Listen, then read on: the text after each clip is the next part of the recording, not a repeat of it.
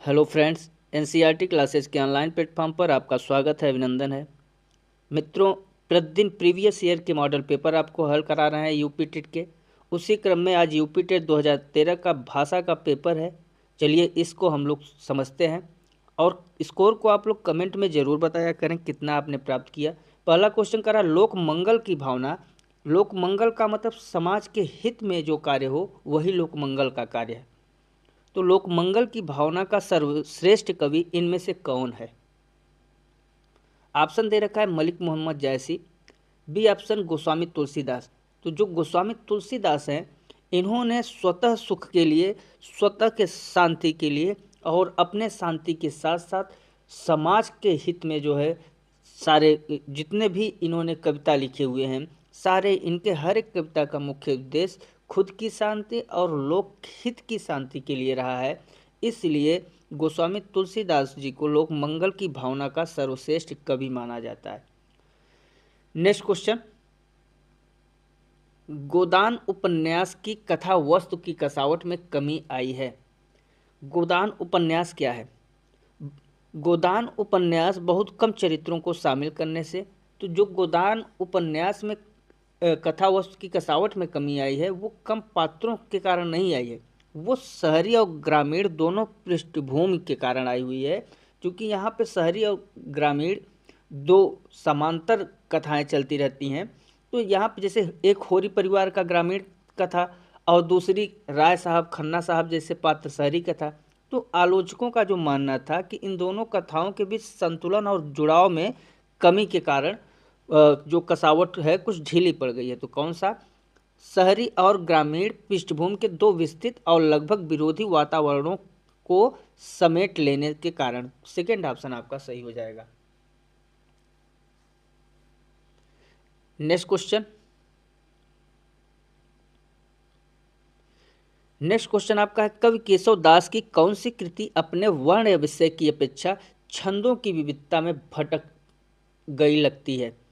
इसमें दिया है रामचंद्रिका। बिल्कुल, जो रामचंद्रिका है केशवदास की, ये इसे छंदों का हम लोग अजायब घर भी कहते हैं।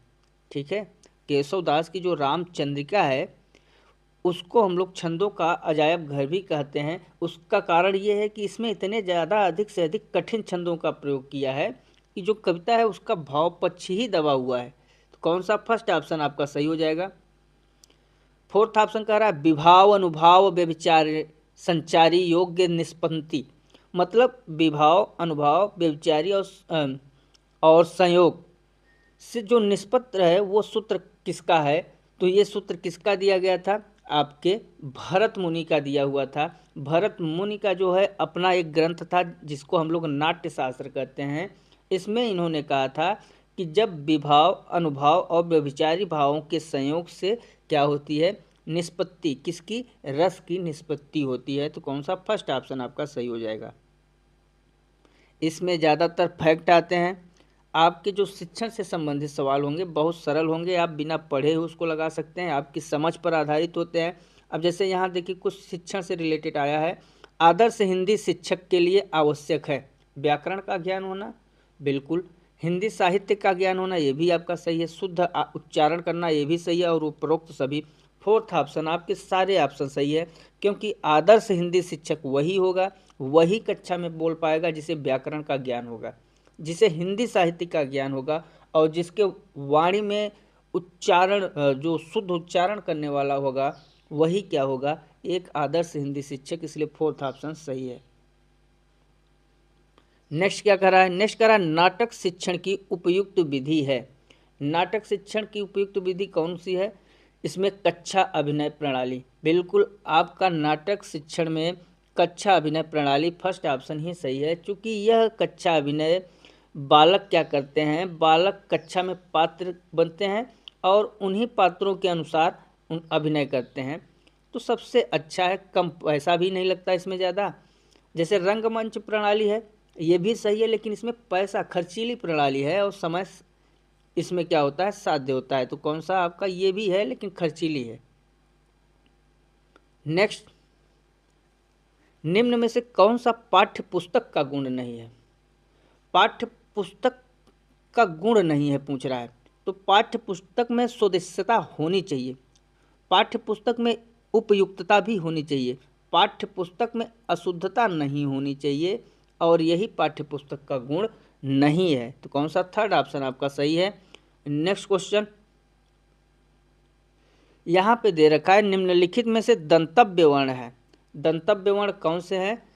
ऐसे वर्ण जो दांत की सहायता से बोले जाते हैं उन्हें दंतव्य वर्ण कहा जाता है।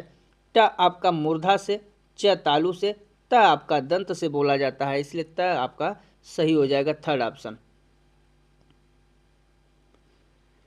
नेक्स्ट क्वेश्चन करा, निम्नलिखित में से तत्सम शब्द है।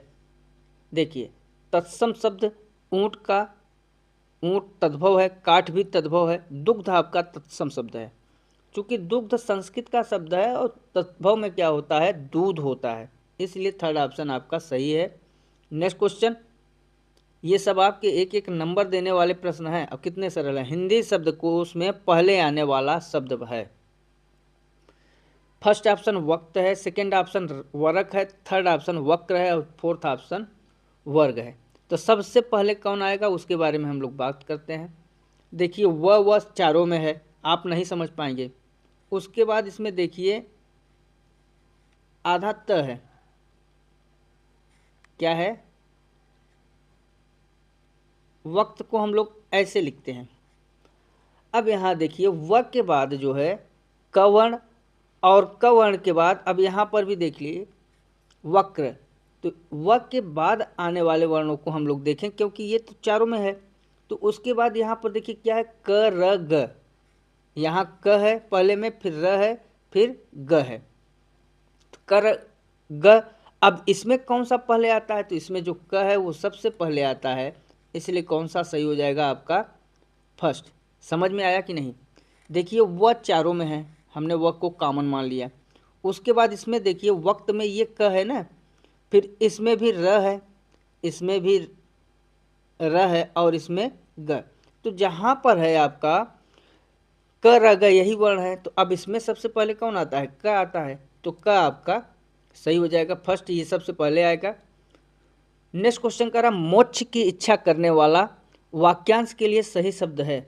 जो मोक्ष की इच्छा करता है उसे क्या कहा जाता है, मुमुक्षा गलत, मुमुक्षु भी गलत, मुमुक्ष कहा जाता है, क्योंकि मुमुक्ष उस व्यक्ति को कहते हैं जो मोक्ष चाहता है। नेक्स्ट क्वेश्चन, हिंदी शब्दकोश में अंग किस वर्ण के पहले आता है। अब देखिए औ के बाद क्या आएगा, अ के बाद अंग आएगा, तो गलत है, आज से जान लीजिए। अ के बाद अंग आता है, इसलिए कौन सा सही है, आपका सेकेंड ऑप्शन सही है। हिंदी शब्दकोश की शुरुआत कहाँ से होती है, अंग से। अंग से हम लोग शुरुआत मानते हैं। अभी आप ये लोग नहीं जानते होंगे, लेकिन अब जान लीजिए कि अंग से शुरुआत मानी जाती है। नेक्स्ट क्वेश्चन, उपकार को न मानने वाला वाक्यांश के लिए सही शब्द है। देखिए उपकार को न मानने वाला क्या कहलाता है, कृतघ्न कहलाता है, इसलिए फर्स्ट ऑप्शन आपका सही हो जाएगा। नेक्स्ट क्वेश्चन, ताजमहल डैश का अद्भुत नमूना है, रिक्त स्थान की पूर्ति किस शब्द से होगी। देखिए शिल्पकला गलत है, मूर्तिकला, चित्रकला, स्थापत्य कला का एक अद्भुत नमूना है क्या आपका ताजमहल, फोर्थ ऑप्शन सही हो जाएगा। नेक्स्ट क्वेश्चन, नेक्स्ट कह रहा है डैश व्यक्ति को किंकर्तव्य विमूढ़ बना देती है। दुविधा व्यक्ति को किंकर्तव्य मूढ़ बना देती है, बहुत ही प्रसिद्ध है, जिसे कोई समझ ना आए कि हमें क्या करना है, कैसे करना है, क्यों करना है, वो अक्सर कन्फ्यूजन के कारण जो है क्या होता है, व्यक्ति किंकर्तव्य मूढ़ बन जाता है। आपका फर्स्ट ऑप्शन सही हो जाएगा। नेक्स्ट क्या है, लेखक शब्द के अंत में कौन सा प्रत्यय लगा हुआ है। लेखक कह रहा है, और लेखक शब्द में आप लोग देख रहे हैं ले ख क, ये आपका हो गया लेखक। अब यहाँ पर देखिए लेख अपने आप में परिपूर्ण है, और इस ख में अ है और क है, तो कौन सा हो जाएगा आपका, अक प्रत्यय हो जाएगा। क प्रत्यय गलत, इक भी गलत, आक भी गलत, अक प्रत्यय लगा हुआ है, इसलिए फोर्थ ऑप्शन आपका सही हो जाएगा। हमने प्रत्यय के लिए आपको बताया है वीडियो में, जाके वहाँ से पूरा वीडियो अच्छे से देखिए कि आगे से सार्थक शब्द निकालते हैं और जो बचता है वो आपका प्रत्यय हो जाएगा। हम दीवानों की क्या हस्ती है, आज यहाँ कल वहाँ चले, यह किसकी पंक्तियाँ हैं। हम दीवानों की क्या हस्ती हैं, भगवती चरण वर्मा प्रसिद्ध जो है मस्ती और बेफिक्री के लिए जाने जाते हैं। तो नरेंद्र शर्मा आपके गलत, हरिवंश राय बच्चन भी गलत, बालकृष्ण शर्मा भी गलत। फोर्थ ऑप्शन सही होगा भगवती चरण वर्मा। नेक्स्ट क्वेश्चन, अन्या से अनन्या किसकी रचना है। ये रचना प्रभा खेतान की है। तो कौन सा आपका मैत्रेयी पुष्पा, मृदुला गर्ग और कृष्णा सोबती गलत हो जाएगा। प्रभा खेतान जो है इनकी एक आत्मकथा है, ये अन्या से अनन्या, ये आत्मकथा है इनकी, ठीक है। इसमें इन्होंने जीवन के संघर्ष और समाज की पितृसत्तात्मक सोच को बेबाकी से लिखा हुआ है। हो सके तो इसको जरूर पढ़िएगा, बहुत ही महत्वपूर्ण किताब है। नेक्स्ट क्वेश्चन, फूले कास सकल मही छाई, जन बरसा ऋतु प्रगट बुढ़ाई, कौन सा अलंकार है। देखिए यहाँ पर क्या आया हुआ है, जन्म आया है। जहाँ जन्म आता है, मनहु मानहु जनहु जानहु, मनु मानहु जनु जानहु, वहाँ पर उत्प्रेक्षा अलंकार होता है। तो कौन सा सेकेंड ऑप्शन सही हो जाएगा, उत्प्रेक्षा अलंकार। नेक्स्ट क्वेश्चन,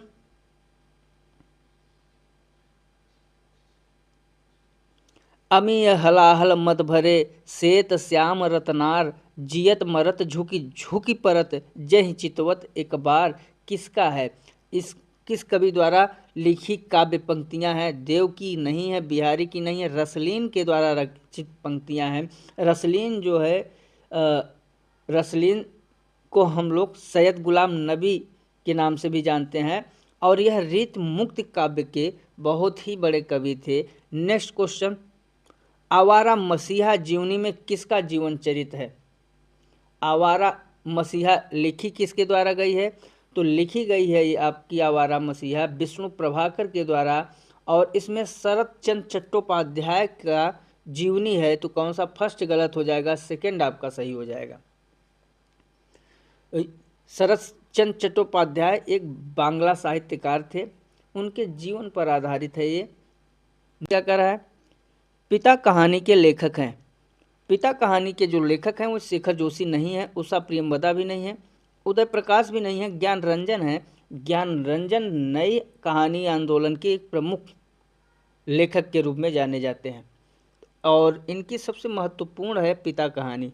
कौन सा, फोर्थ ऑप्शन सही होगा। नेक्स्ट क्वेश्चन, हिंदी नए चाल में ढली, कथन किसका है। भारतेंदु हरिश्चंद्र जी का ये कथन है। हिंदी भारतेंदु हरिश्चंद्र अपने पुस्तक में कालचक्र में यह बात कहे थे 1873 ईस्वी में कि हिंदी जो है आधुनिक हिंदी के स्वरूप को दर्शाती हुई आगे बढ़ रही है, अर्थात हिंदी नए चाल में ढल रही है। कौन सा, सेकेंड ऑप्शन सही हो जाएगा। नेक्स्ट क्वेश्चन, कौन सा उपन्यास बालकृष्ण भट्ट का है। 100 अजान एक सुजान बालकृष्ण भट्ट के द्वारा लिखा हुआ है। भट्ट जी महत्वपूर्ण उपन्यास में 100 अजान और एक सुजान को भी माना जाता है। इनका निसहाय हिंदू किसकी है। निसहाय हिंदू आपके राधा कृष्ण दास की रचना है। और यहाँ पर श्यामा स्वप्न किसका है, ये आपके जगमोहन सिंह का है। तो ये आपकी कहानियां हैं। 100 अजान और एक सुजान उपन्यास बालकृष्ण भट्ट की है। नेक्स्ट क्वेश्चन, चंदायण के रचयिता किसे माना जाता है। चंदायण मुल्ला दाऊद की प्रसिद्ध रचना मानी जाती है।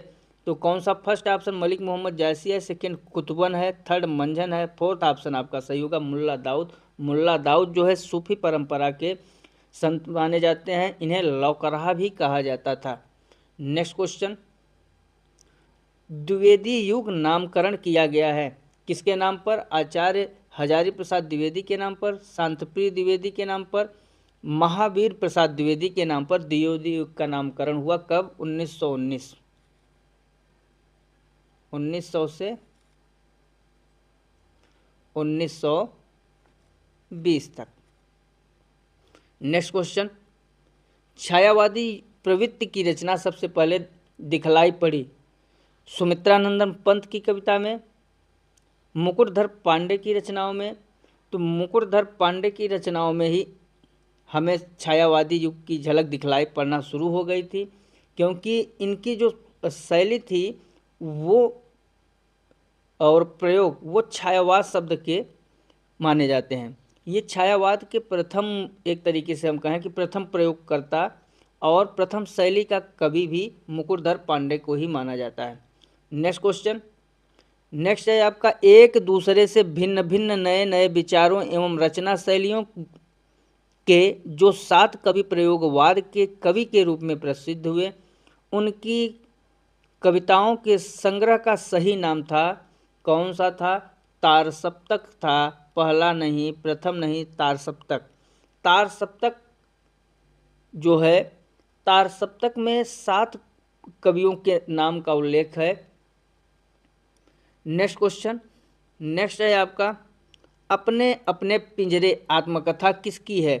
ओम प्रकाश वाल्मीकि की, मोहनदास नैमिषारण्य की, जयप्रकाश करदम की और शिवराज सिंह बेचैन की। मोहनदास नैमिषारण्य की है अपने अपने पिंजरे आत्मकथा। ठीक है। नेक्स्ट, इदनम इदनम मम, जो इदन मम है रचना किसकी है? इदन मम रचना ममता कालिया, मन्नू भंडारी, चित्ता मिदुल, मैत्रेयी पुष्पा की रचना है। इदन मम मैत्रेयी पुष्पा की जो प्रसिद्ध क्या है? उपन्यास है। ठीक है। कौन सा आपका फर्स्ट ऑप्शन सही होगा? ये क्या है? उपन्यास है। ठीक। और ये ग्रामीण जीवन और महिलाओं के संघर्ष पर आधारित है। तो साथियों, ये 30 प्रश्न हिंदी भाषा 2013 का यूपी टेट का पेपर है। सारे यूपी टेट के पेपर प्रैक्टिस सेट के माध्यम से आप लोगों के सामने हम लोग प्रोवाइड कर देंगे। अच्छे से दीजिए, स्कोर को कमेंट में बताइए, हर एक फैक्ट को याद करिए, विश्वास करिए कि जितना यूपी टेट में पूछेगा उससे कहीं हम लोग कठिन पड़ चुके होंगे। जब परीक्षा आएगा तो आपको हलवा लगेगा। फैक्ट पर आधारित प्रश्न है, उन प्रश्नों को छोड़ना नहीं है। और जो हमने संकल्प कर रखा है यूपी टेट 120 के पार, तो उस संकल्प को आप सभी को ही पूरा करना है। तो मित्रों, आज बस इतना ही। मिलते हैं अगले वीडियो में। तब तक के लिए नमस्कार। जय हिंद, जय भारत, वंदे मातरम।